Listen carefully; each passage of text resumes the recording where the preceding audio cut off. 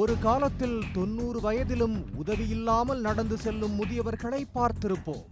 ஆனால் உணவு பழக்கம், வாழ்க்கை முறை மாற்றத்தால் இன்று 40 வயதுக்குள்ளாகவே பெரும்பாலானவர்கள் மூட்டு வலியால் அவதிப்படுகிறார்கள்.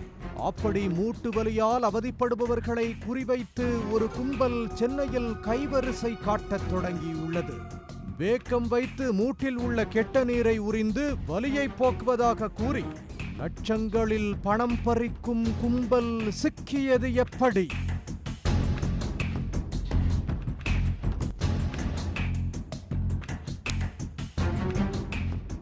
சென்னை அயனாவரத்தைச் சேர்ந்தவர் 35 வயது ஆசிஷ் ராயப்பேட்டையில் எலக்ட்ரானிக்ஸ் பொருட்கள் விற்பனை செய்யும் கடை வைத்துள்ளார்.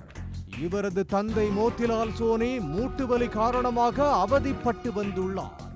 இதனால் காலை தாங்கி தாங்கி நடந்து வந்துள்ளார். கடந்த 8ஆம் தேதி ஆஷிஷ் மற்றும் அவரது தந்தை மோத்திலால் சோனி இருவரும் ராயப்பேட்டையில் ஜெயின் கோயிலில் சாமி கும்பிட்டு விட்டு வெளியே வந்துள்ளனர். அப்போது ஆஷிஷிடம் தன்னை விகாஸ் என அறிமுகப்படுத்திக் கொண்ட நபர், உங்களது தந்தையின் கால் மூட்டு வலிக்கு தனக்கு தெரிந்த வைத்தியர்கள் நல்ல முறையில் சிகிச்சை அளிப்பதாக கூறி செல்போன் எண்ணை கொடுத்துவிட்டு சென்றுள்ளார். விகாஸ் அந்த எண்ணை தொடர்பு கொண்டு தனது தந்தைக்கு மூட்டு வலி சிகிச்சை அளிப்பது தொடர்பாக பேசியுள்ளார். தொடர்ந்து கடந்த 10ஆம் தேதி ஜாரிவாலா மற்றும் ரோகன் என 2 பேர் மும்பையில் இருந்து வந்துள்ளனர். தங்களை வைத்தியர்கள் என கூறி வீட்டிற்கு வந்து ஆஷிஷ் தந்தையின் கால் மூட்டில் வேக்கம் வைத்து உறிஞ்சுவது போல் செய்துள்ளனர். வாயில் ஏற்கனவே வைத்திருந்த களிம்பு போன்ற பொருளை உறிஞ்சியது போல் கீழே துப்பியுள்ளனர். இது ஆஷிஷுக்கு சந்தேகத்தை ஏற்படுத்தியுள்ளது. இருப்பினும் தந்தை குணமடைந்தால் போதும் என நினைத்து மருத்துவர்கள் என கூறிய இருவரிடமும் ஆஷிஷ் எதுவும் கேட்கவில்லை.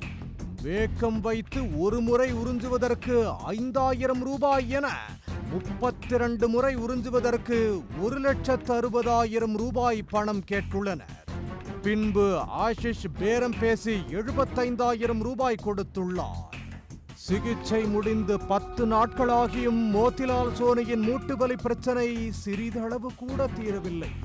அப்போதுதான் வைத்தியர்கள் என கூறி வந்தவர்கள் இருவரும் மோசடி பேர்வழிகள் என ஆஷிஷுக்கு தெரிய வந்துள்ளது. இதனால் அவர்களை தேடி வந்துள்ளார். இந்த நிலையில் ஆஷிஷின் நண்பரான பிரவீன் என்பவரிடமும் இதேபோல் வேறு ஒருவர் போன் நம்பர் கொடுத்து மூட்டு வலிக்கு சிகிச்சை கொடுப்பதாகவும் தேவைப்பட்டால் செல்போன் எண்ணிற்கு தொடர்பு கொள்ளுமாறும் கூறியுள்ளார்.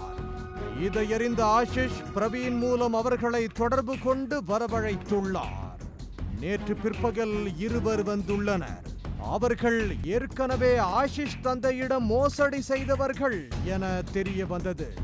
இதையடுத்து இருவரையும் பிடித்து தலைமைச் செயலக காலனி காவல் நிலையத்தில் ஒப்படைத்தனர்.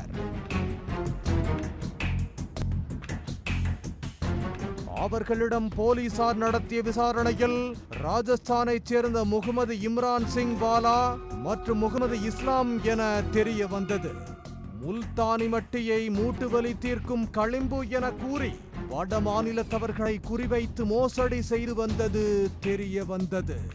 இருவரையும் கைது செய்த போலீசார் இவர்கள் இதேபோல் சென்னையில் எத்தனை பேரிடம் கைவரிசை காட்டியுள்ளனர் என விசாரணை நடத்தி வருகின்றனர். உடனுக்குடன் செய்திகளை தெரிந்து கொள்ள சன் நியூஸ் பெல் ஐகானை கிளிக் பண்ணுங்க.